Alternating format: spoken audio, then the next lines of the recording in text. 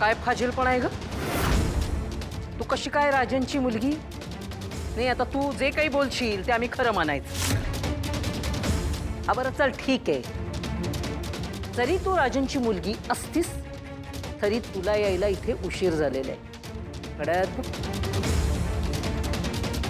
घड्याळात बघ 12 वाजून गेलेले आहेत. त्यामुळे तो जो काही तुझा फ्रॉड प्लान होता ना तो सपशेल फसलेला आहे. कमळे निघायचं. कडवजी, तुम्हाला काय मी तुमच्यासारखी खुळी वाटली होय? ही कमळी वेळेची एकदम पक्की असते. मला तुमची मजा बघायची होती म्हणून या घरातलं सगळं घड्याळ मी 5 मिनिटं पुढं करून ठेवलेलं.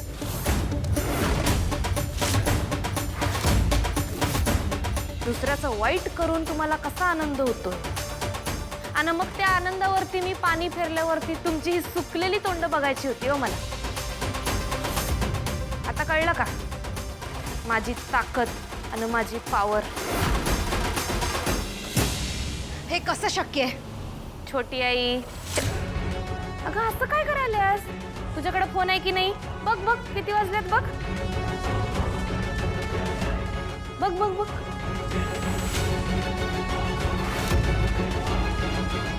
आई, अहो मॅडम, मी तुम्हाला तेच सांगायचा प्रयत्न करत होतो की अजूनही 12 वाजलेले नाहीयेत, पण तुम्ही माझं ऐकलं नाही. वकील काका कसा आहे माहित आहे का? अहो स्वार्थापायी यांचं मेंदू, कान, डोळं सगळं बधीर झाले. त्यामुळे त्यासने ऐकायलाच येणार नाही. जरा जास्त चुरचुर बोलायला लागलीस तू. तोंड आवर नाहीतर माझ्या हातून मरशील तू. हो कडवजी, आता मला कोणी काहीच करू शकत नाही कारण माझ्या पाठीशी माझी आजी आहे. आता सगळ्याच नेहमी पुरून उरेल.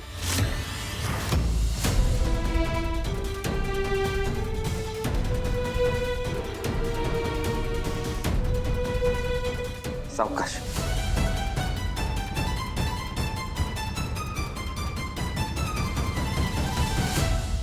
आत्या ये बस.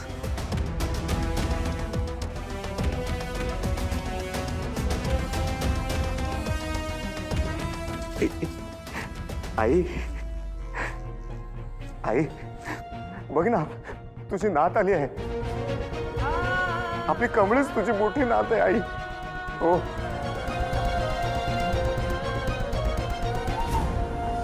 आजी, एवढे दिवस मी तुमच्या समोर होतो तेव्हा कळलंच नाही की मीच तुमची नात आहे. बघा आता मी आलोय, तुमची कमळी. हाय बी लई वाट बघते बघा तुमची. आता मी आलोय की नाही, आपण मिळून आयला शोधूया. हा,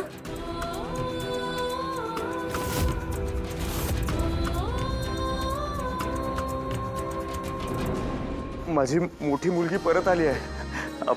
कमळी माझी माझी मोठी मुलगी आहे. हा, मला आता पटलंय की या जगात देव आहे आणि वेळ आली की तो चमत्कार दाखवतोच. ए गावछाप, झाली ऍक्टिंग? झाला का तुझा drama? Bus, enough is enough. कायम माझ्या सगळ्या मॅटर्स मध्ये मध्ये मध्ये करत असतेस, पण आज नाही. आज अजिबात नाही. ही सगळी प्रॉपर्टी माझी आहे. या सगळ्या एम्पायरची क्वीन फक्त आणि फक्त अनिका महाजन आहे. कळलं तुला?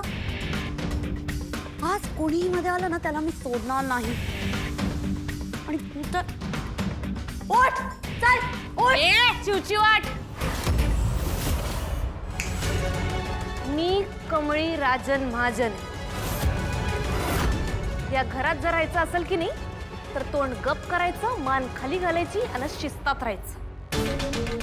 परत जर काही आगाऊपणा केलास की नाही तर मोठ्या बहिणीच्या हक्कानं लाथ मारून घराबाहेर काढली. फुटपाथवर झोपायला लागली.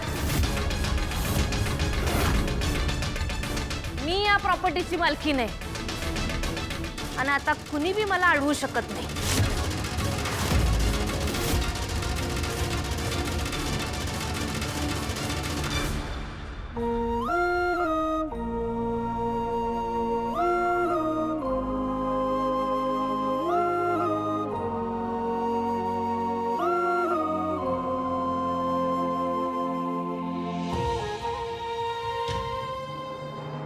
वा वा, बस बस. हे असंच थोरा मोठ्यांच्या पाया पडायचं, त्यांच्या डोळ्यात बोट घालून पाणी काढायचं. हे असं केलं म्हणजे तू केलेल्या चुका ह्या काही खऱ्या होत नाहीत, कळलं ना?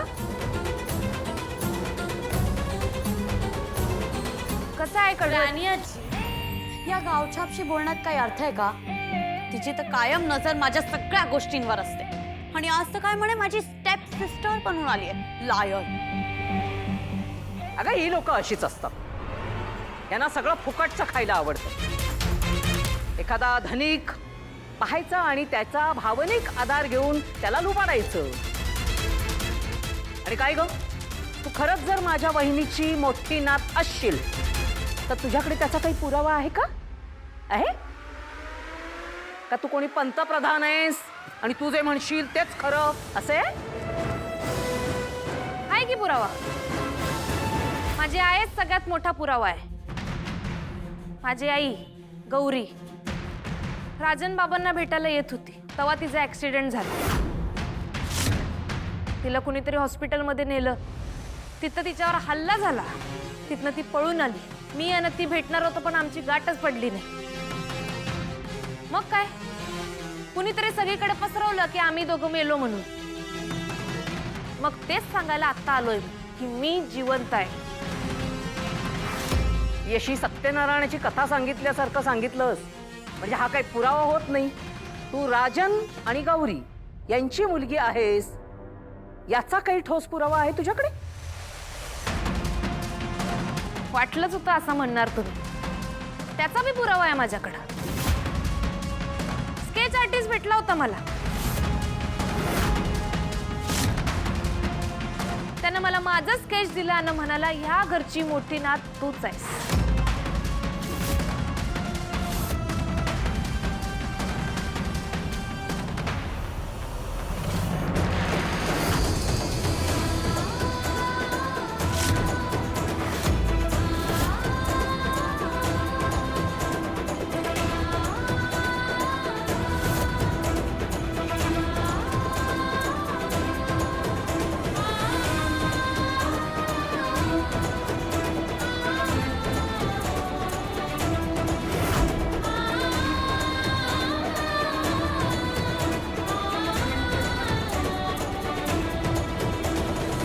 माझ्याकडे पण एक पुरावा आहे. याआधी या बाबतीत मी कोणाशी काही बोललो नाही, पण जेव्हा हॉस्पिटलमधनं गौरी पळून गेली तेव्हा तिने माझ्यासाठी चिठ्ठी लिहिली होती.